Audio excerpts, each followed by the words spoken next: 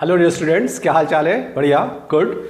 Last में बच्चों हम लोग पढ़े थे रुमिनेंट स्टमक के बारे में, और मैंने आपको बताया था बच्चों कि बाकी सारे मैमल्स में जहां पर सेलुलोज का डाइजेशन होता है वो ज्यादातर सीकम में होता है, लेकिन ध्यान रखना बच्चों काउस एंड बफेलोज में स्टमक में होता है। रूमिनेंट स्टमक है रूमेन एंड रेटिकुलम पार्ट में, क्योंकि वहीं पर सिम्बायोटिक बैक्टीरिया और प्रोटोजोआ पाए जाते हैं जो सेलुलेज एंजाइम सीक्रेट करते हैं और सेलुलोज का डाइजेशन हो जाता है। यहां तक हम लोगों ने पढ़ लिया था। आज बच्चों हमें पढ़ना है नर्वस कंट्रोल या nervous supply of alimentary canal. बहुत ध्यान से देखो बच्चों, nervous control of alimentary canal. बच्चों एलिमेंट्री कैनाल का जो फंक्शन होता है, तुम्हारी एनसीईआरटी में एक लाइन दी हुई है कि एलिमेंट्री कैनाल का function is under both central nervous system and local nervous system, दोनों के कंट्रोल में होता है। यानी एलिमेंट्री कैनाल की जो नर्वस सप्लाई होती है, नर्वस कंट्रोल होता है, it is control by both central nervous system and local nervous system. ये लाइन तुम्हारी एनसीईआरटी में लिखी गई है, इसके अलावा कुछ ज्यादा लिखा नहीं हुआ है बच्चों। तो अब आपको समझना है कि सेंट्रल नर्वस सिस्टम का कौन सा पार्ट और लोकल नर्वस सिस्टम किसका बना होता है। ध्यान से देखो, जो सेंट्रल नर्वस सिस्टम होता है बच्चों, उसका प्रीमोटर एरिया और किस पार्ट का? Frontal lobe. और फ्रंटल लोब किसका पार्ट है बच्चों? सेरेब्रल हेमिस्फीयर का।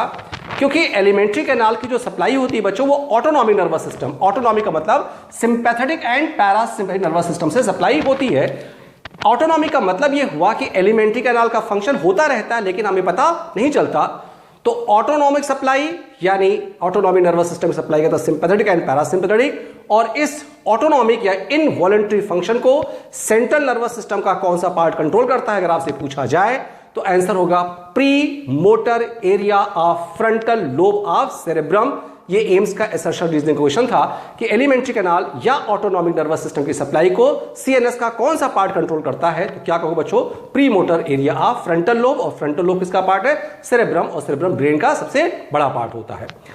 और जो लोकल नर्वस सिस्टम होता है बच्चों, local nervous system alimentary canal के अंदर पाया जाता है। इसका मतलब एलिमेंट्री कैनाल के अंदर अपना खुद का एक नर्वस सिस्टम होता है जिसे कहते हैं एंट्रिक नर्वस सिस्टम, और इस एंट्रिक नर्वस सिस्टम में नंबर ऑफ न्यूरॉन्स बच्चों अप्रोक्सीमेटली 10 to the power 8 होती हैं। और जो एंट्रिक नर्वस सिस्टम होता है that is made up of 2 plexus या 2 नेटवर्क ऑफ नर्व्स।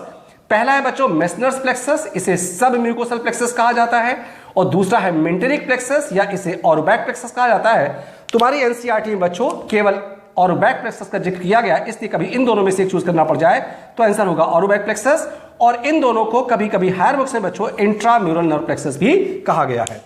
आपको याद होगा बच्चों, जब उस दिन मैंने internal structure of small intestine पढ़ाया था तो इन दोनों प्लेक्सस का जिक्र मैंने किया था। तो एक बार फिर समझ लो बच्चों, एलिमेंट्री कैनाल का function that is control by both central nervous system and local nervous system. जो लोकल नर्वस सिस्टम होता है बच्चों वो एलिमेंट्री कैनाल की दीवारों में पाया जाता है।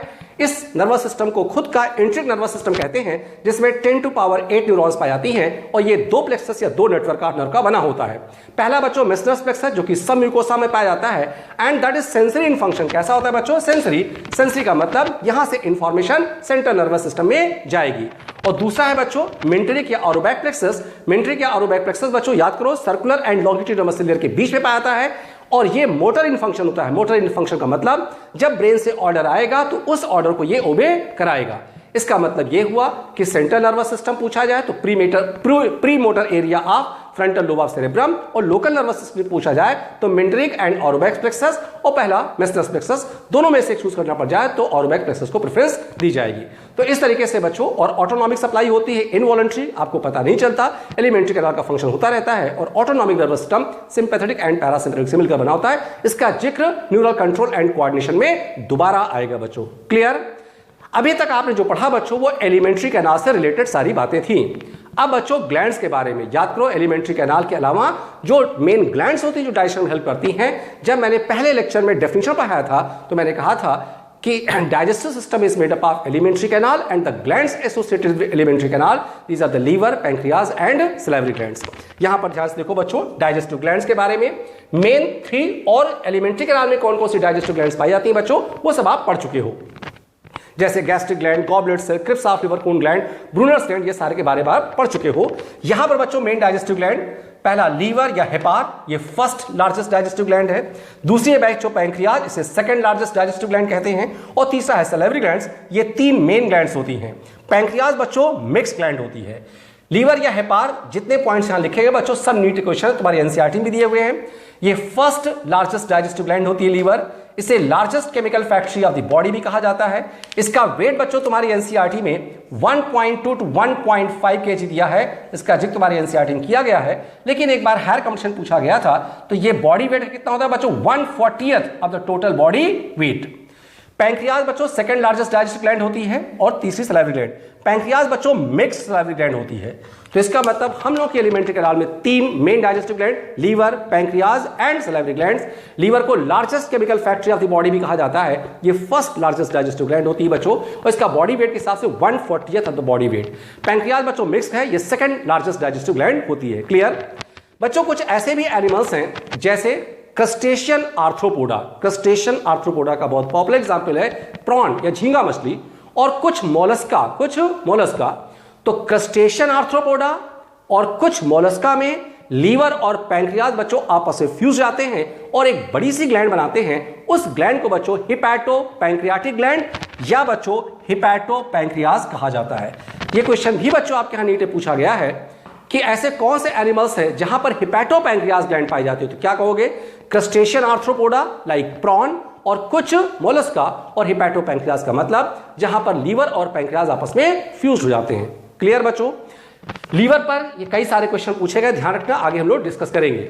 सबसे पहले बच्चों हम पैंक्रियाज के बारे में पढ़ेंगे। पैंक्रियाज के बारे में इसलिए पढ़ेंगे क्योंकि पैंक्रियाज का 98% पार्ट हमारे शरीर में क्या काम करता है ये बातें हम लोग पढ़ चुके हैं, इसीलिए बच्चों पैंक्रियाज के बारे में हम लोग पहले पढ़ेंगे। पैंक्रियाज बच्चों आपको याद होगा जब मैंने ड्यूडेनम का स्ट्रक्चर पढ़ाया था तो वहां मैंने बताया था कि पैंक्रियाज एक लीफ या फिश लाइक ग्लैंड होती है जो ह्यूमन में between the limbs of duodenum up to spleen पाई जाती है और फ्रॉग में बिटवीन स्टमक एंड ड्यूडेनम पाई जाती है। इस डायग्राम को देखो बच्चों, ये है पैंक्रियाज। पैंक्रियाज बच्चों एक लीफ या फिश लाइक ग्लैंड पाई जाती है। इस पैंक्रियाज के 4 पार्ट होते हैं, ध्यान से देखो। पहला हेड, दूसरा नेक, तीसरा बॉडी, ऐसे कॉर्पस भी कभी कभी कहते हैं, ये मेन पार्ट, और चौथा पार्ट टेल। इसका मतलब पैंक्रियाज एक लीफ या फिश लाइक ग्लैंड होती है। इसके 4 पार्ट होते हैं, head, neck, body and tail. एक बार एम से क्वेश्चन पूछा गया था, पैंक्रियाज में कभी कभी कैंसर हो जाता है बच्चों, और पैंक्रियाटिक कैंसर किस पार्ट में ज्यादा होता है, यह क्वेश्चन पूछा गया था बच्चों।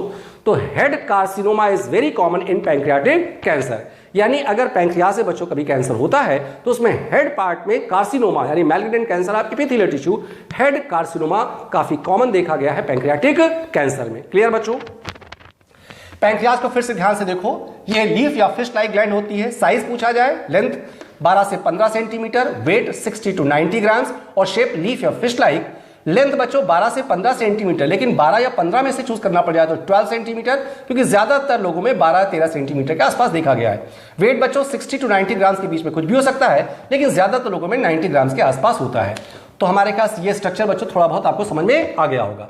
अब बच्चों अगर हम इसका डिटेल पढ़ना चाहें तो जो पैंक्रियाज होता है बच्चों उसके 2 पार्ट होते हैं। पैंक्रियाज के 2 पार्ट कौन कौन से? यहां देखो, पैंक्रियाज के 2 पार्ट। पहला लोब्यूल्स, ये 98% पार्ट होता है, इसे एक्सोक्राइन पार्ट कहते हैं। ये क्या सिक्रीट करता है बच्चों? Pancreatic juice. दूसरा पार्ट है बच्चों आइलेट्स ऑफ लैंगरहैंस, ये 1 to 2% होता है, और ये एंडोक्राइन पार्ट होता है और क्या सिक्रीट करता है बच्चों? हार्मोन्स। तो एक बार फिर से, पैंक्रियाज कितने पार्ट होते हैं बच्चों? 2 पार्ट। पहला पार्ट है लोब्यूल्स, ये 98% पार्ट होता है, और ये एक्सोक्राइन पार्ट होता है क्योंकि ये पैंक्रियाटिक जूस सिक्रीट करता है। और आपको याद होगा बच्चों पैंक्रियाटिक जूस क्या होता है, कितना सिक्रीट होता है, उसका सिक्रेशन किस हार्मोन कंट्रोल में है, उसमें कौन कौन से एंजाइम्स या केमिकल्स पाते हैं, इसका डिटेल बच्चों हम लोग पढ़ चुके हैं। इसीलिए बच्चों मैंने कहा कि पैंक्रियाज के बारे में हम लोग पहले पढ़ेंगे। दूसरा पार्ट होता है बच्चों islets of Langerhans. Islets of Langer केवल 1 से 2% पार्ट होता है, और ये एंडोक्राइन पार्ट होता है। एंडोक्राइन पार्ट क्यों? क्योंकि ये हार्मोन का सिक्रेशन होता करता है। और कौन कौन से हार्मोन सिक्रीट होते हैं अभी आगे 1 by 1 हम आपको डिस्कस करके बताएंगे। अब एक बार फिर से बच्चों, जो पैंक्रियाज का लोब्यूल पार्ट होता है ये एक्सोक्राइन पार्ट होता है क्योंकि ये पैंक्रियाटिक जूस सिक्रीट करता है। कैसे आप देख सकते हो, ये है पैंक्रियाज, ये है बच्चों लोब्यूल्स। आप ध्यान से बच्चों लोब्यूल्स की जो सेल्स होती हैं उन्हें एसिनर सेल्स या पैंक्रियाटिक एसिनाई कहते हैं, और ये सिक्रीट करते हैं बच्चों पैंक्रियाटिक जूस। इसका सेक्शन काट के देखा जाए तो आप यहां देख सकते हो बच्चों, ये है लोब्यूल्स, और बीच में बच्चों आप देखो यहां पर जो स्पेस है वहां पर आइलेट्स ऑफ लैंगरहैंस। तो हम लोग बच्चों पहले लोब्यूल्स के बारे में पढ़ रहे हैं। लोब्यूल्स के बीच में एक सेंट्रल कैविटी होती है दैट कॉल्ड ल्यूमेन। ये जो लोब्यूल्स की सेल्स होती हैं इन्हें कहते हैं पैंक्रियाटिक एसिनाई या एसिनर सेल्स। यही सेल बच्चों सीक्रेट करती हैं पैंक्रियाटिक जूस और ये पैंक्रियाटिक ल्यूमेन में से आकर स्टोर होता है और ल्यूमेन से डक्ट निकलती हैं। इन डक्ट को इस छोटे छोटे डक्ट्स आपस में कंबाइंड होकर बनाती हैं पैंक्रियाटिक डक्ट, जिसे डक्ट ऑफ विल्सन भी कहा जाता है। और आप पढ़ चुके हो बच्चों, पैंक्रियाटिक डक्ट बाइल डक्ट से कंबाइंड करके बनाती है हेपेटोपैंक्रियाटिक डक्ट, जो कि जाकर ड्यूडेनम में ओपन करता है। इस चीज को बच्चों यहां भी देख सकते हो, ये बच्चों लोब्यूल से सिक्रीट हुआ पैंक्रियाटिक जूस आता है पैंक्रियाटिक डक्ट की सहायता से। पैंक्रियाटिक डक्ट बाइल डक्ट से कंबाइन करके बनाती है हेपेटोपैंक्रियाटिक डक्ट और हेपेटोपैंक्रियाटिक डक्ट आकर सेकंड पार्ट ऑफ ड्यूडेनम में ओपन करता है with the help of ampulla या पेप्ला वेटर। ये सारी बातें आप पढ़ चुके हो। ह्यूमन में बच्चों पैंक्रियास से थोड़ा बहुत जूस लाने के लिए एक और डक्ट पाई जाती है जो पैंक्रियास का जूस डायरेक्टली लाकर ड्यूडेनम में छोड़ देती है। इसे डक्ट ऑफ सैंटोरिनी, इसे एसेसरी पैंक्रियाटिक डक्ट कहा जाता है। यानी पैंक्रियाटिक डक्ट या duct of Wilson main duct होती है और डक्ट ऑफ सैंटोरिनी ये एसेसरी पैंक्रियाटिक डक्ट होती है। इसका डिटेल बच्चों हम आपको कल फिर से बताएंगे। थैंक यू वेरी मच बच्चों।